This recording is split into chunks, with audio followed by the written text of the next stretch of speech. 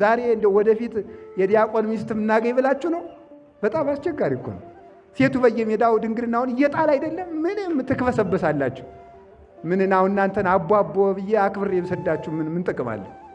አሁን ዲያቆን እንግዲህ ዲያቆን ምን ላግብቶ ነው ቄስ የሚሆነው? ነገ ማንም ይቀድስልን? እስቲ ለቤተ ክርስቲያን አዝናችሁ አይ እኔ ለዲያቆን ነው የምሆን። አሁን ጭራሽ ሴቱ ምን ማለት ጀምሯል አሉ። እንደሰማሁት ነው፣ እኔ ያልሰማሁ አላየሁም። እኔ ቄስ አላገባም ታስሬ ነው የምኖር ይላሉ አሉ። አይደረስ እኮ ነው በእውነቱ ማለት ዲያብሎስ አስሮሽ ይኖራል። ታዲያ ቄስ ማግባት መታሰር ከሆነ ይሄ ነው እስር ቤት ነፃ መውጣት ነው እንጂ።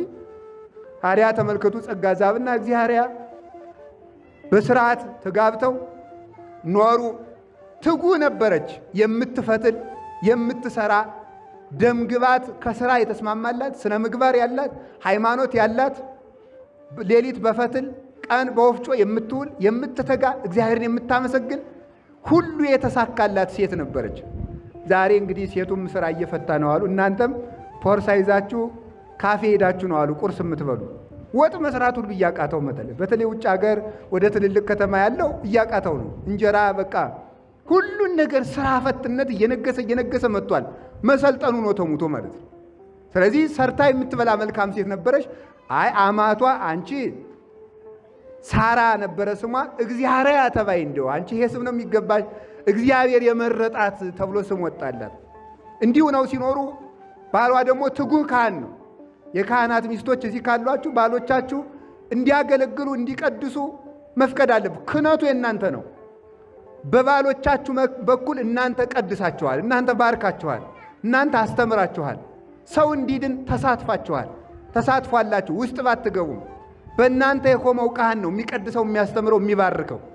ስለዚህ ካህን ሚስት መሆን መታደል ነው። ሕዝብን በማዳን ውስጥ ሱታፌ በድኅነተ ክርስቶስ ሰንሰለት ውስጥ መሳተፍ ነው ይድርሻል። አላ እንዲህ አድርጋ ተመልከቱ ምን አደረገች። እንዲሁ ነው ሲኖሩ።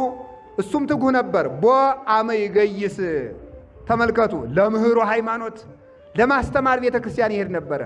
ወቦ አመ ይገይስ ለአንቦ መጻሕፍትን ለመመርመር ለማስተማር ወደ ቤተ ክርስቲያን ይገሰግስ ነበረ። ወቦ አመ ይገይስ ለመዝሙረ ዳዊት የቅዱስ ዳዊትን መዝሙር ለመዘመር ወደ ቤተ ክርስቲያን ይገሰግስ ነበረ። ወቦ አመ ይገይስ ለገቢረ ትሩፋት ምግባር ለመስራት ይገሰግስ ነበረ። አባታችን ጸጋ ዘአብ ምክንያት ፈልጎ ቤተ ክርስቲያን የሚሄድ ካህን ነበረ። በቀን ይህን ሁሉ የሚያደርገው ለማንበብ፣ ለመስራት፣ ለማስተማር፣ ለመስገድ፣ ለመዘመር በቀን በቃ ሙሉውን ቤተ ክርስቲያን ሲመላለስ ነው የሚሆን። ሰው ምክንያት ፈልጎ ቤተ ክርስቲያን ይቀራል። እሱ ምክንያት ፈልጎ ቤተ ክርስቲያን ይሄድ ነበረ።